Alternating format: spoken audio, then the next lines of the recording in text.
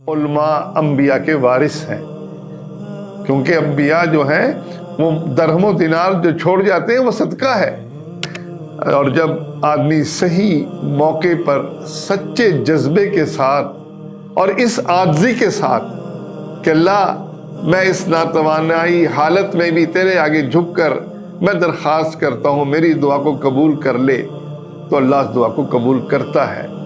رسول اللہ صلی اللہ علیہ وسلم فرماتے ہیں، یہ روایت جو ہے ابو داؤد کی روایت ہے، کہ جب بندہ اللہ کی بارگاہ میں ہاتھ اٹھاتا ہے تو اللہ کو شرم آتی ہے خالی ہاتھ کو لوٹاتے ہوئے۔ تیرا وجود بھی نہیں تھا، ایک نطفے سے میں نے پورا انسان بنایا، میں تو اسباب کا محتاج نہیں ہوں، میں مسبب الاسباب ہوں۔ نحمدہ ونصلی علی رسولہ الکریم۔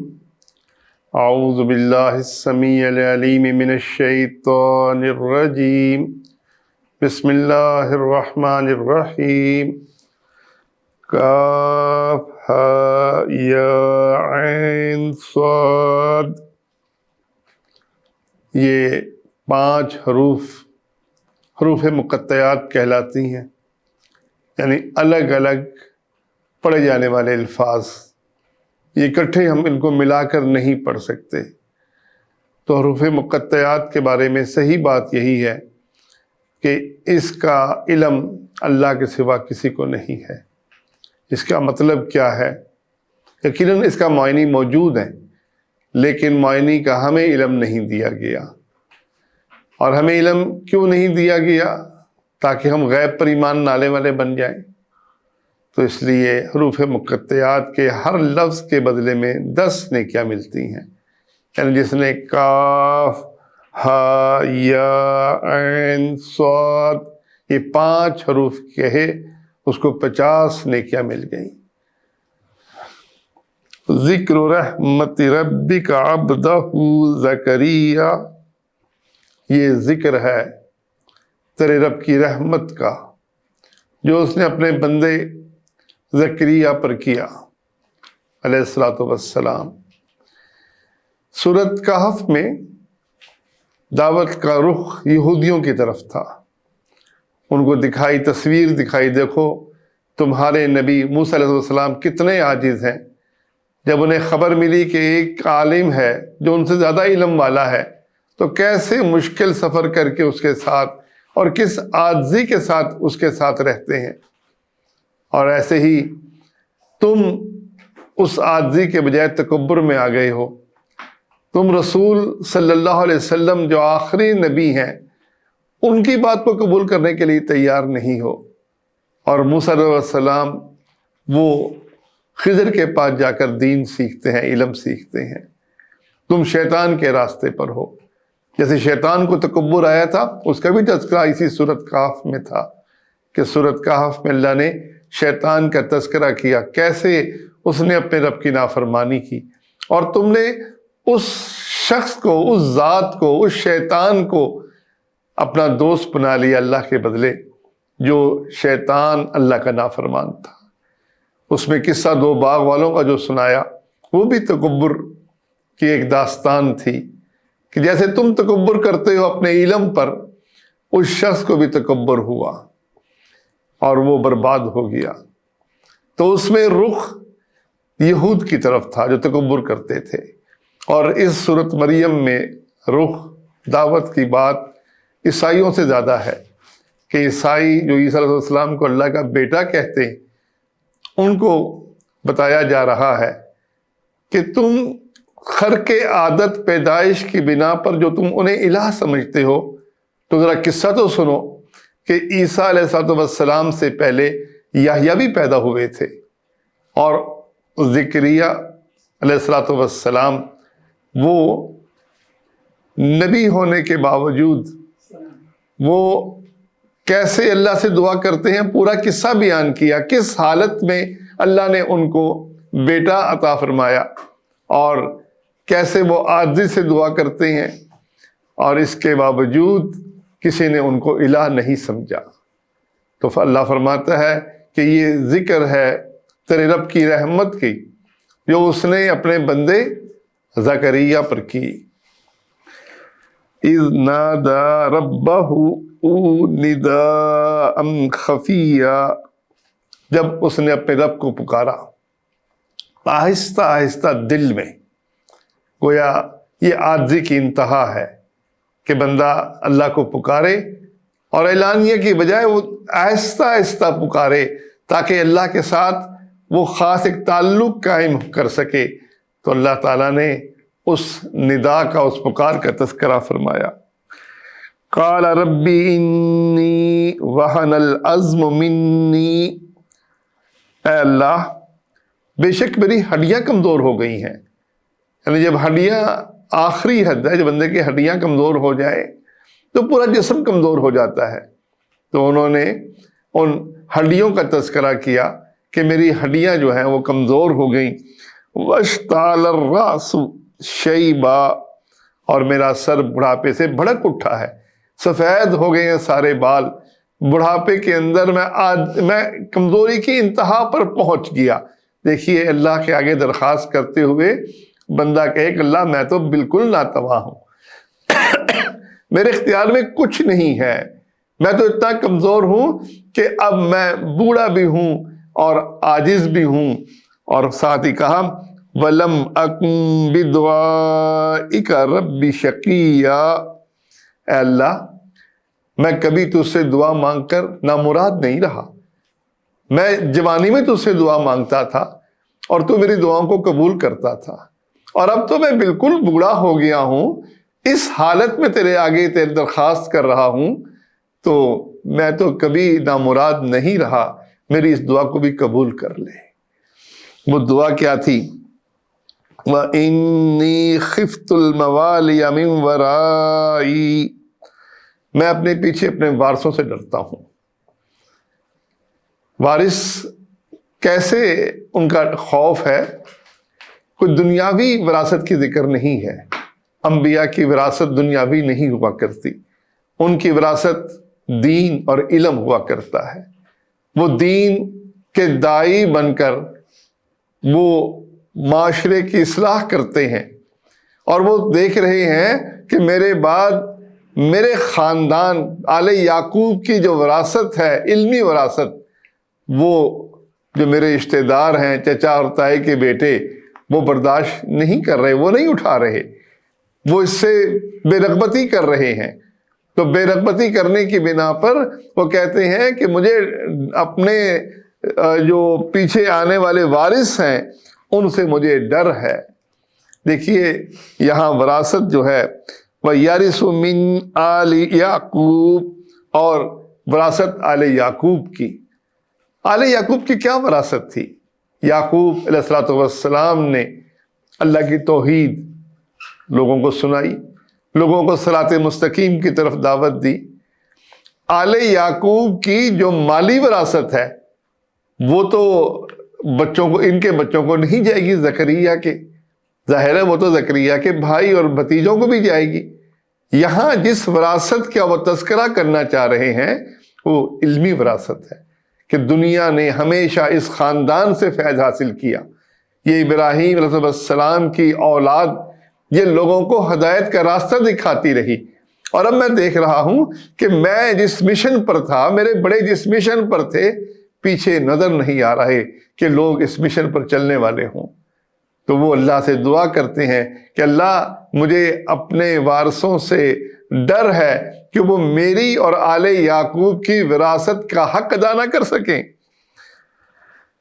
اس لیے کیا عرض کی، فَحَبْ لِي مِن لَّدُنْكَ وَلِيًّا، مجھے اپنے پاس سے وارث عطا کر دے، مجھے ایک ایسا بیٹا دے دے جو بیٹا اس وراثت کو سنبھال سکے، جو لوگوں کو راستے صراط مستقیم کی طرف بلا سکے، اور وہ وارث ہو کس کا؟ یارثنی و یارث من آل یعقوب، وہ وارث ہو میرا اور آل یعقوب کا. گویا آل یعقوب کی وراثت جو اصل وراثت ہے، علمی وراثت، جس کے بارے میں رسول اللہ صلی اللہ علیہ وسلم بھی فرماتے ہیں کہ علماء انبیاء کے وارث ہیں، کیونکہ انبیاء جو ہیں وہ درہم و دینار جو چھوڑ جاتے ہیں وہ صدقہ ہے. اسی لیے وہ جو مشہور جھگڑا باغ صدق وغیرہ کا ہے، جو رسول اللہ صلی اللہ علیہ وسلم کی حدیث سیدنا ابوبکر صدیق رضی اللہ عنہ نے سنائی، اور جس پر سیدنا عمر نے عمل کیا، پھر عثمان نے عمل کیا، اور پھر جب علی رضی اللہ عنہ کی حکومت آئی انہوں نے اسی پر عمل کیا کہ وراثت تقسیم نہیں کی۔ اس وراثت سے آپ کی آل کا خرچہ تو ضرور نکالا لیکن وراثت ان کے نام نہیں کی۔ تو یہاں وراثت سے مراد علمی وراثت ہے۔ وَجْعَلْهُ رَبِّي رَضِيًّا، اور اس کو میں اپنا پسندیدہ بنا دے میرے رب۔ وہ جو بچہ تجھے مجھے دے گا وہ تیری مرضی پر چلنے والے، تیرے احکامات کو ماننے والا ہو۔ اور جب آدمی صحیح موقع پر سچے جذبے کے ساتھ اور اس عاجزی کے ساتھ کہ اللہ میں اس ناتوانائی حالت میں بھی تیرے آگے جھک کر میں درخواست کرتا ہوں میری دعا کو قبول کر لے، تو اللہ اس دعا کو قبول کرتا ہے۔ رسول اللہ صلی اللہ علیہ وسلم فرماتے ہیں، یہ روایت جو ہے ابو داؤد کی روایت ہے، کہ جب بندہ اللہ کی بارگاہ میں ہاتھ اٹھاتا ہے تو اللہ کو شرم آتی ہے خالی ہاتھ کو لوٹاتے ہوئے، اس لیے اللہ نے اس دعا کو قبول کر لیا۔ اور قبول بھی کیسے کیا؟ یا زکریا انا نبشرک بغلام اسمہ یحییٰ، اے زکریا ہم تجھے خوشخبری سناتے ہیں ایک غلام کی، ایک بیٹے کی، جس کا نام یحییٰ ہوگا۔ لم نجعل لہ من قبل سمیہ، ہم نے اس نام کا بندہ اس سے پہلے پیدا ہی نہیں کیا، کسی کو نہیں بنایا ہم نے اس نام کا۔ یہ نام بھی نرالا ہے اور اس کی شان بھی نرالی ہوگی۔ تو وہ جب یہ خبر سنتے ہیں، دیکھیے خود دعا کرتے ہیں، اپنی حالت خود بیان کرتے ہیں کہ میں بوڑھا ہو گیا ہوں۔ جب اللہ نے خوشخبری سنائی تو کہتے ہیں قال ربی انا یکون لی غلام، اے اللہ میرے گھر بچہ کیسے پیدا ہوگا؟ وکانت امراتی عاقرا، میری بیوی بانجھ ہے۔ وقد بلغت من الکبر عتیا، اور میں بڑھاپے کے انتہائی کمزوری کی حالت میں پہنچ چکا ہوں۔ اسباب تو موجود نہیں ہیں، جب اسباب موجود نہ ہوں تو پھر نبی پوچھتا ہے دعا کرنے کے بعد، خوشخبری ملنے کے بعد کہ اللہ کیسے ممکن ہے، اسباب تو موجود نہیں ہیں، بیوی میری بانجھ ہے، میں بوڑھا ہوں۔ اور یہی اسباب ہوا کرتے ہیں کہ بیوی جوان ہو اور صحت مند ہو اور مرد بھی جوان ہو اولاد ہونے کے لیے۔ اسباب تو موجود نہیں ہیں، جب اسباب موجود نہیں تو میرے گھر بچہ کیسے ہوگا؟ قال کذالک، کہا ایسے ہی ہوگا۔ قال ربک هو علی حین وقد خلقتک من قبل، تیرے رب نے کہا کہ تیرے رب نے یہ فرمایا ہے کہ یہ کام میرے لیے بہت آسان ہے اور میں نے اس سے پہلے تجھ کو پیدا کیا۔ ولم تک شیئا، اور تو کچھ بھی نہیں تھا، تیرا وجود بھی نہیں تھا، ایک نطفے سے میں نے پورا انسان بنایا۔ میں تو اسباب کا محتاج نہیں ہوں، میں مسبب الاسباب ہوں، اسباب کا محتاج نہیں ہوں۔ اب میں نے فیصلہ کر لیا کہ تجھ کو اولاد دینی ہے اور اولاد تجھ کو مل جائے گی۔ میرے لیے یہ کام کوئی مشکل نہیں ہے۔ اس میں دو فائدے ہیں جو علماء کرام نے لکھے۔ ایک تو یہ کہ اہل ایمان کو تسلی ہے کہ اسباب پر نظر نہ ڈالو، ٹھیک ہے تم آج انتہائی کمزور ہو، تمہیں مشرکین مکہ نے اتنا تنگ کیا کہ تم بھاگ کر اچھا جا چھپے ہو، تمہیں چھپنے کی جگہ نہیں مل رہی، لیکن اللہ تو اسباب کا محتاج نہیں ہے۔ ایک وقت آئے گا کہ تمہارے پاس طاقت ہوگی، تمہارے پاس قوت ہوگی، تمہارے پاس حکومت ہوگی۔ مسلمانوں کو تسلی دی اللہ نے ایک طرف، اور دوسری طرف عیسائیوں کو کہا کہ دیکھو تم عیسیٰ علیہ السلام کی پیدائش پر اتنے پریشان ہو گئے کہ سمجھتے ہو کہ یہ اللہ کا بیٹا ہے، اور اسباب کے بغیر، خامند اور بیوی کے ملاپ کے بغیر ان کی پیدائش پر سمجھتے ہو کہ یہ تو اللہ کا جز ہے، اللہ کا حصہ ہے، یہ اللہ ہے۔ نعوذ باللہ من ذالک۔ اگر یہ چیز واقعی کسی کو ابن اللہ کہنے کا باعث بن سکتی تھی تو اس سے پہلے یحییٰ پیدا ہوئے. اس کے پاس تو اسباب نہیں تھے. ٹھیک ہے، باپ بھی موجود تھا، ماں بھی موجود تھی، لیکن وہ جس حالت میں تھے، عمر کے جس حصے میں تھے، اور بیوی جو بانجھ تھی اس کے اندر تو اسباب موجود نہیں تھے. اللہ نے وہاں پیدا کر دیا. ان کو تو کسی نے الہ نہیں کہا، کسی نے اللہ کا بیٹا نہیں کہا. تو یہ جب تم ان کو سمجھتے ہو کہ وہ نبی تھے تو تم عیسیٰ ابن مریم کو بھی نبی سمجھو، اللہ کا بندہ سمجھو، اللہ کا حصہ نہ بناؤ. قال رب اجعل لی آیہ، کہتے ہیں زکریا علیہ السلام، اے رب کوئی نشانی تو بتا.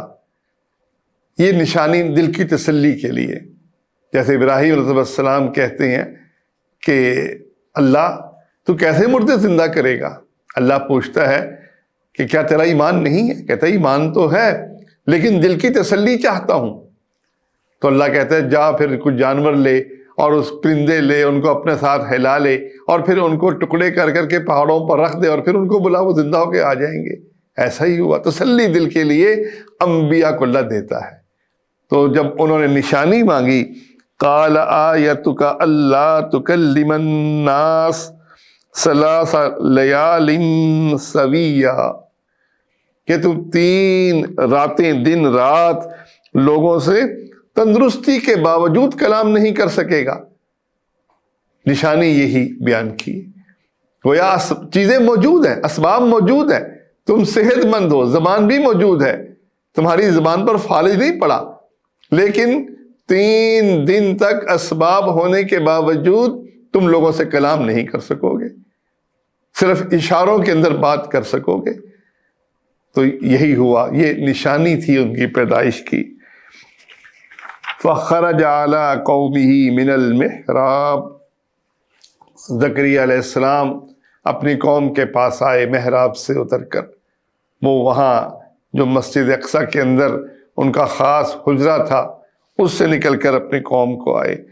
فَأَوْحَىٰ إِلَيْهِمْ أَن سَبِّحُوا بُكْرَةً وَعَشِيًّا، تو انہوں نے ان کو اشارہ کیا، اشارے کی زبان میں کہا کہ اپنے رب کا صبح اور شام ذکر کرو، اس کی تسبیح کرو.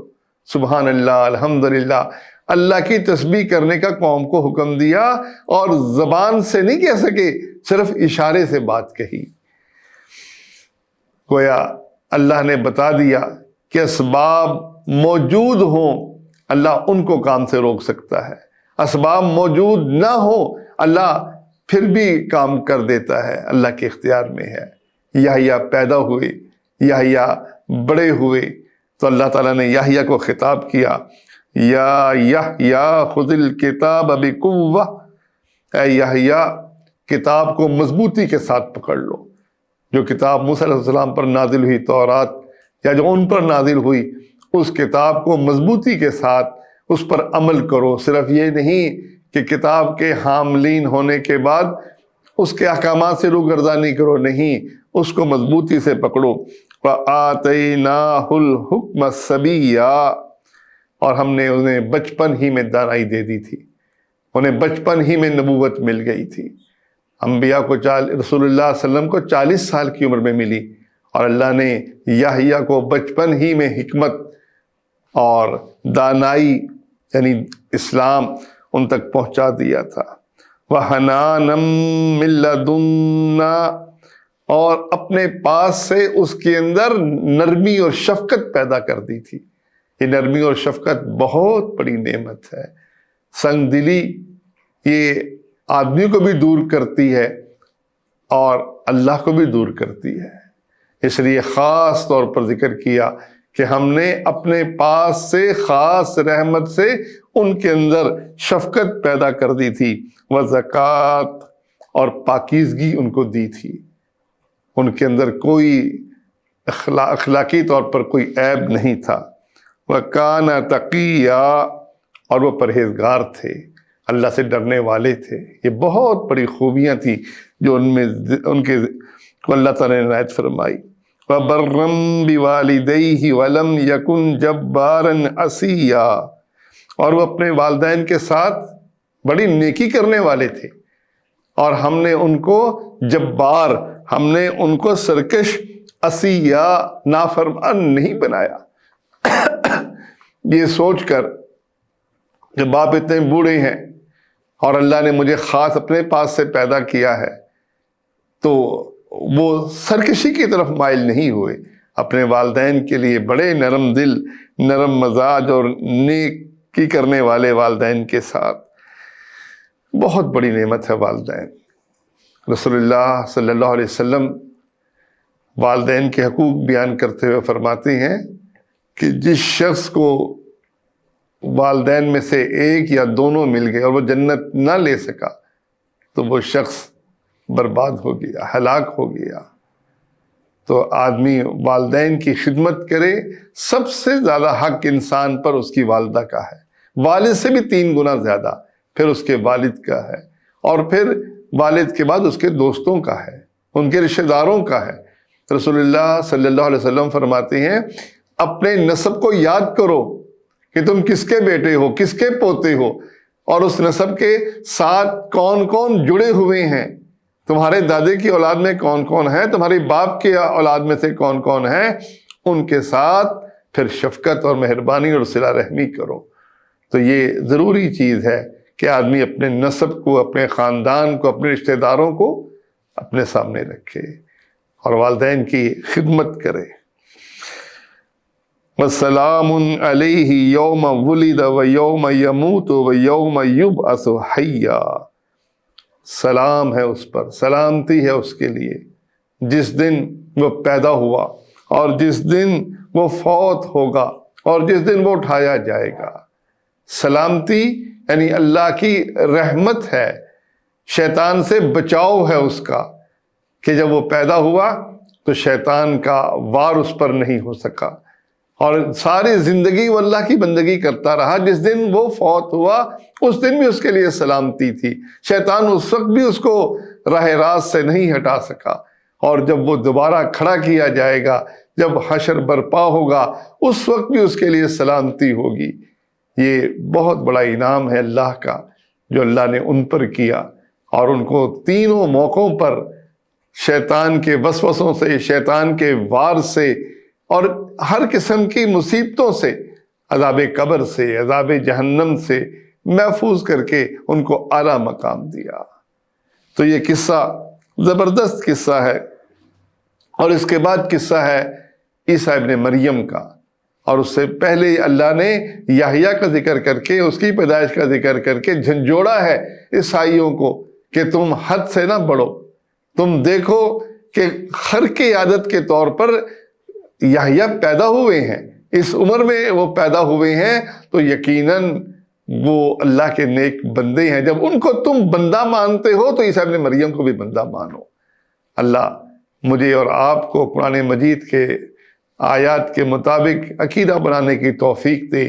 ہم اللہ کی مخلوق میں کسی کو بھی بندگی سے باہر نہ نکالیں، کسی کو بھی اللہ کا جزو نہ سمجھیں، کسی کو بھی نور من نور اللہ قرار نہ دیں، بلکہ ہم یہی کہیں کہ ساری مخلوق اللہ کی پیدا کردہ ہے، اللہ کے عبد ہیں، صرف عبادت کے لائق اللہ اکیلا ہے، وہ خالق ہے، باقی سب مخلوق ہیں، باقی سب بے بس ہیں، صرف اللہ وہی قادر ہے۔ اللہ ہمیں توحید کی سمجھ دے اور توحید کا عقیدہ اپنانے کی توفیق دے۔ آمین یا رب العالمین۔